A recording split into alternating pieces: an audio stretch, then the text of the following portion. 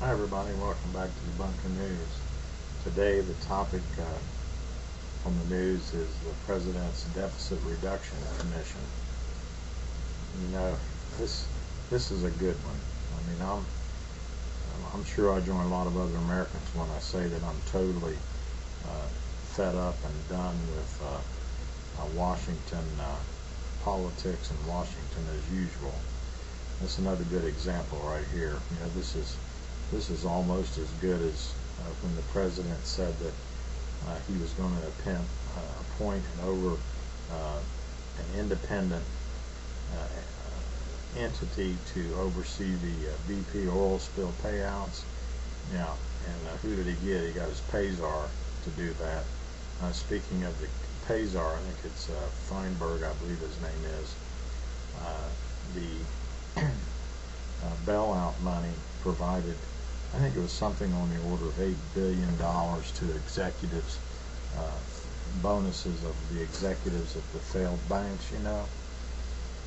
And when they asked the Pazar about it, you know, you think this is proper to be given these people that presided over the banking failures, the collapse, do you think it's proper to give them $8 billion in bonuses? And the Pazar said, well, you know, I think they've suffered enough, so I think it's okay.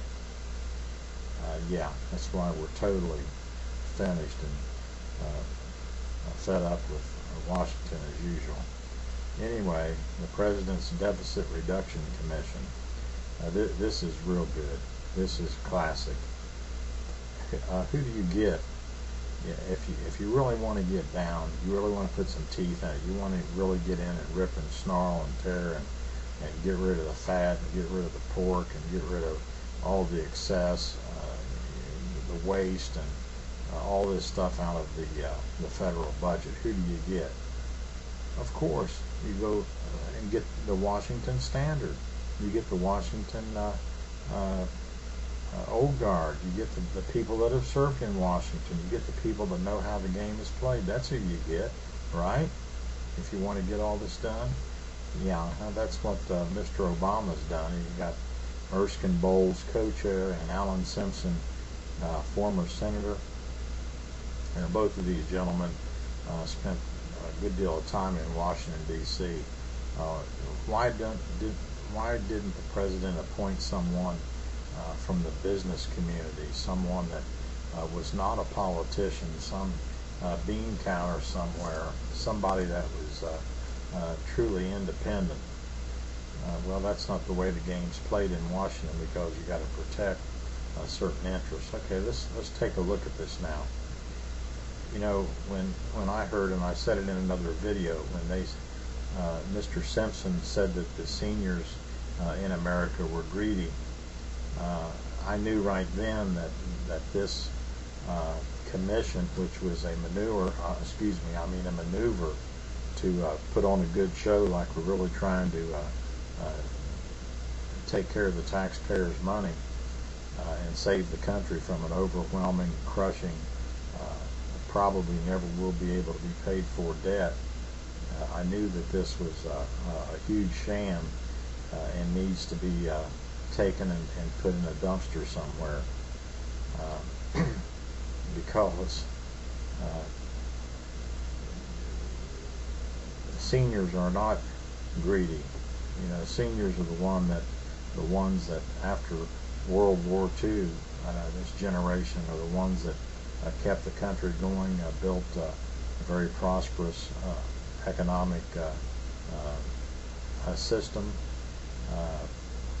lots of jobs and lots of business and lots of prosperity, and the politicians, unfortunately, with out of control spending and all their social engineering, have ground this thing almost to a halt, and that's what we're trying to do, is take it back. So, Mr. Simpson, please keep those kind of opinions to yourself, would you? There's a lot of seniors out here that paid into the system for decades and decades. They upheld their end of the contract when they were able and they were productive, and now that they're older, they don't deserve for the government to keep its end of the bargain up, keep its end of the contract up. No, I don't think that's quite right. Okay, let's look at this a minute. The recommendations of this commission. Whenever there's a proposed austerity program, what is always proposed? Come on, folks. I mean, this thing is it's so obvious it's getting ridiculous, and so many Americans are waking up to this. You know what I'm talking about. Anybody that's probably over 30 years old, I'm not telling you anything new here. We're in a great educational period. A lot of people are waking up and seeing this, especially people that are in their upper teens, coming out of high school, coming into adulthood and some degree of maturity. What do they always do? Cut defense spending, come down on the military. We want to cut the police department. We want to cut the fire department. We want to cut services, litter, trash collection. We want to cut that. We want to cut Social Security benefits for the older people that have paid in. We want to cut those kind of benefits. You know, it's funny what you never hear them say. Let's eliminate some unnecessary government agencies and unnecessary government bureaucrats.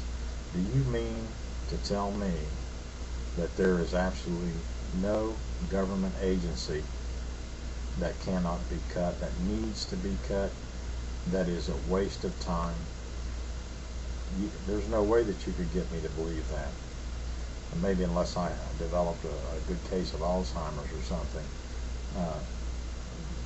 Do you remember the big snowstorm we had last year in 2009, the winter of 2009, and the East Coast was almost brought to a standstill? You remember what they said about the government workers in Washington? They told the non-essential workers to stay home. And you know how many that was? There's thousands of non-essential workers stay home. Hey, there's plenty of room to cut. There's plenty of agencies that are redundant, that are useless, that soak up taxpayer dollars. You know, there are warehouses all over the Washington D.C. area that are filled with office furniture because each incoming administration and each turnover in agencies, they want new decor, they want new furniture, so all this stuff gets shipped out to be stored, and the taxpayer foots the bill for all this. Yep, that's right, we're paying for it, but you never hear about that. It's always beat up on the essentials. It's always to scare people and to say, hey, if you don't give us more tax money, we're going to get you where it hurts. You know, the guy out here defending his country, yeah, we're going to cut his pay. We're going to cut the ability for him to do his job on the battlefield. Hey, this is ridiculous. No wonder that the old guard is getting turned out. We need some true citizen statesmen. We don't need career politicians. We need some people that are on the ball. We need some true conservatives.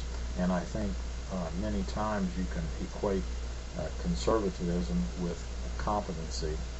We need some competent people going to Washington that has the good of the nation at heart, and they're not there looking to spend the rest of their life. Remember what Samuel Johnson said. He said politics is the last refuge of a scoundrel, and that's certainly the case. Well, let us know what you think. Any topics you want us to ramble on about if we can. Oh, and remember that one case here, I think it was about 6 months ago, when they found all these people in one of the security agencies. All day long they're surfing the web, they're surfing the internet, not doing their jobs. They just sitting back. Hey, you know, it's cool, we can game, we can surf, we can do whatever we want. Taxpayer doesn't know any different.